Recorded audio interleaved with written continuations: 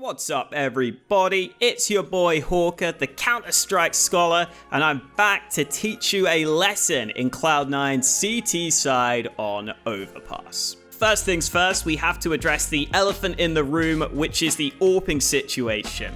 Alex is now no longer AWPing, that's going to go over to Essetag, which might change up some roles, but I actually hope it doesn't change up the roles too much on Overpass, because they've been killing it on the CT side of this map, and in particular, Essetag and Mezii have been playing really well to help them get a 70% win rate in their 5 games played on the CT side of Overpass. So let's take a look at what they do so damn well. We'll start out with a cheeky little trick play here on the pistol round. Floppy peeked mid early in this round, but ended up getting picked off. So Cloud9 decided to rotate pretty much everyone up towards A in this passive setup with 2 nades ready to deny the bomb plant. And with how strong the second round force buys can be, denying the plant is always a good thing. And then from here, Essetag flashes them in. It is a brawl all over the A site. But thanks to Cloud9 having so many players here, even though the initial kills don't go their way, they have enough force in numbers to be able to win these battles. Essetag and Alex both land some nice shots using a little bit of misdirection. It's always a nice cheeky way to start the game when something like this goes well for you. Getting into more specific strengths of players, Essetag and Mezii were the 2 clear standouts in terms of numbers on these CT sides. And Essetag is especially good at doing annoying chip damage onto players pushing into B short early in the round.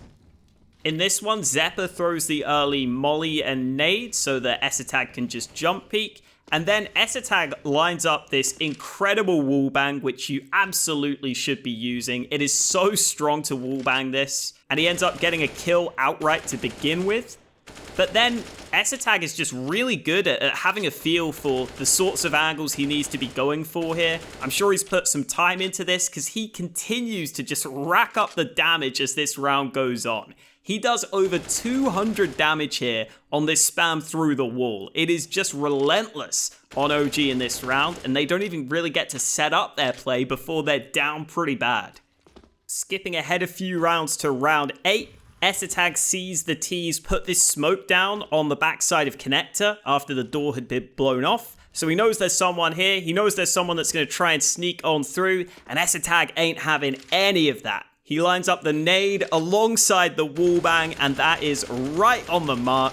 Another perfect play from Essetag to be able to counter what OG are trying to do.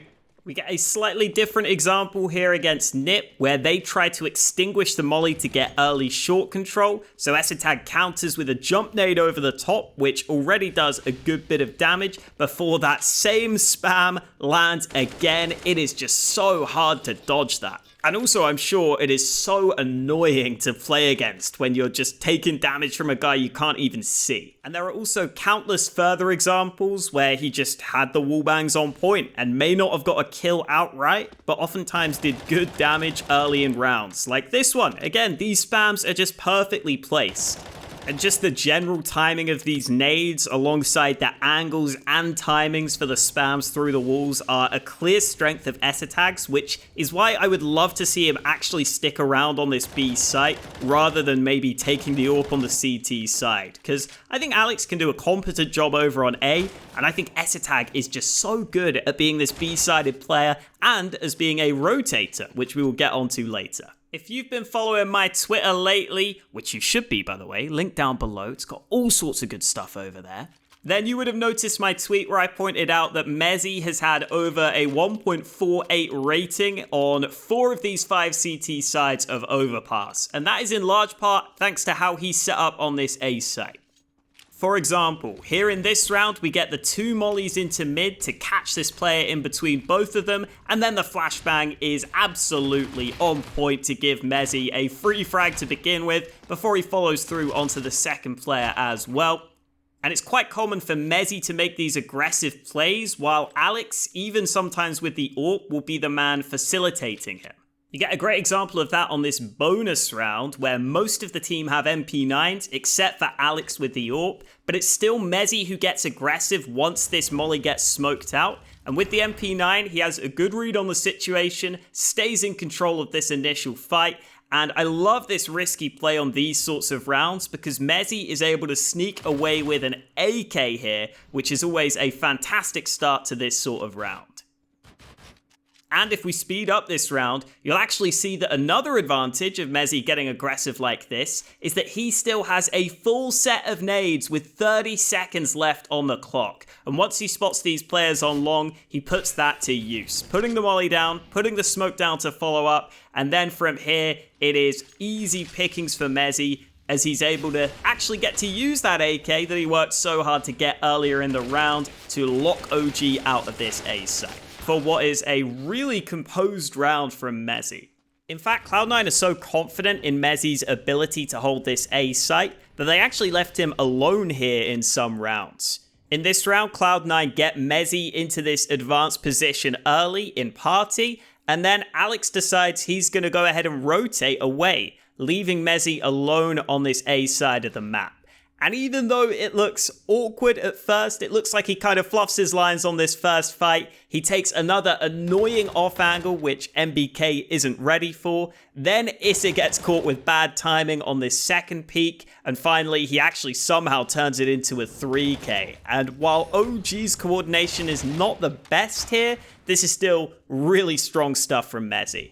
Oh, and in case you're like me and you're wondering whether Issa should have seen him from mid, there is a brief moment where Mezii's gun barrel is visible, and I do think if Issa was a bit further back, he could probably just go ahead and get this kill, but it works out for Mezii in this one, so you can't complain.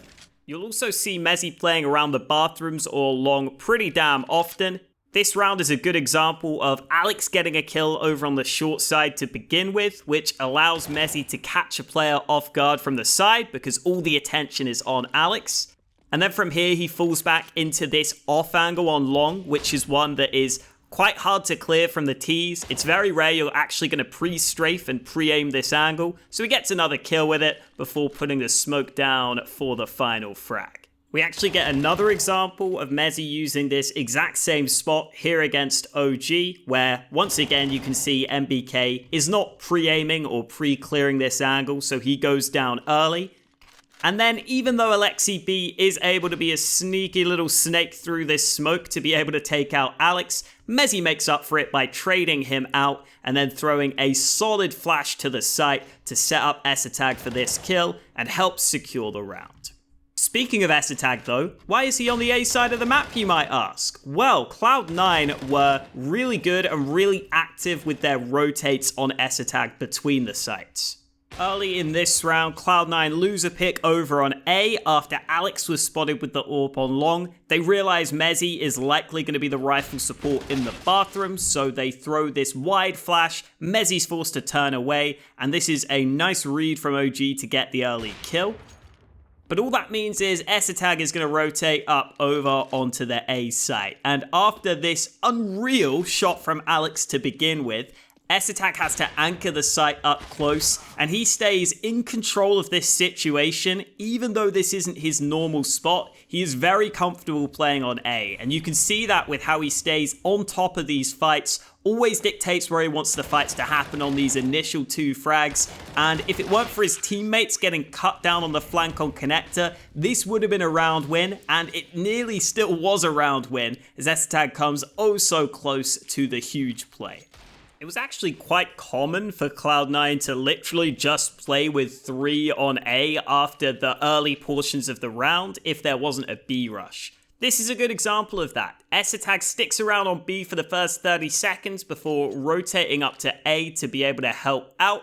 And after the initial trades look kinda dicey, it's a damn good thing that Essetag is here in position on the truck. He gets some flashes from B on Zephyr to help him, but it's all him really on this hold. He steps up for the quad kill and saves the UK boys' asses over on this A site.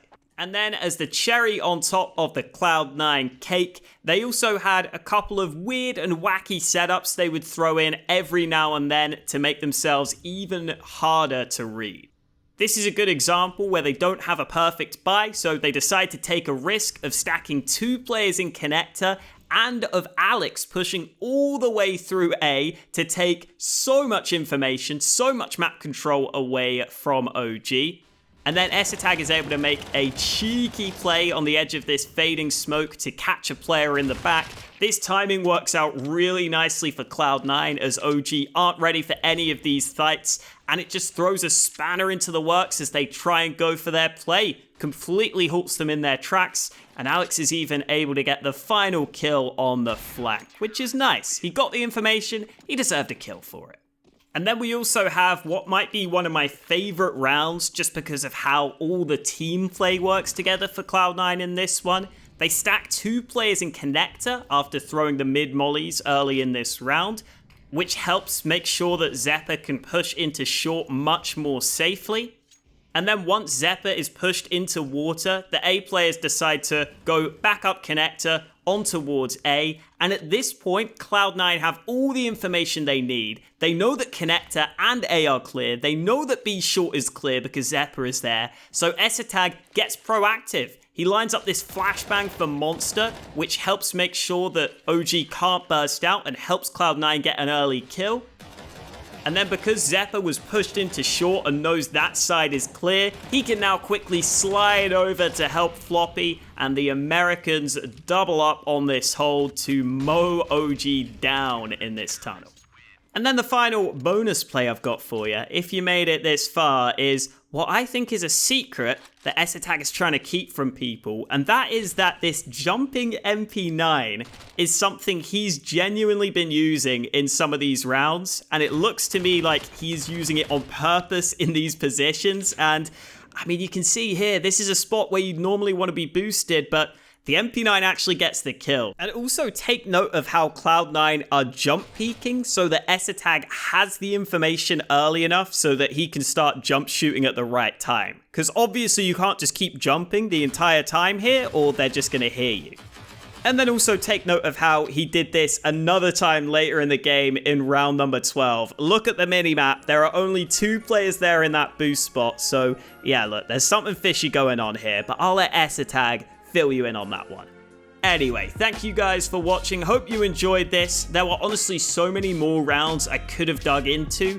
I didn't even really talk about Floppy and Xeppaa in this video, who had loads of great rounds in their own right, but most of those were down to their individual skill, and I wanted to talk more about the overall team play and some of the cool stuff Essetag and Mezii have been doing. Anyway, I hope you guys enjoyed. Thank you oh so much for watching. My name is Hawka, and I'll catch you next time.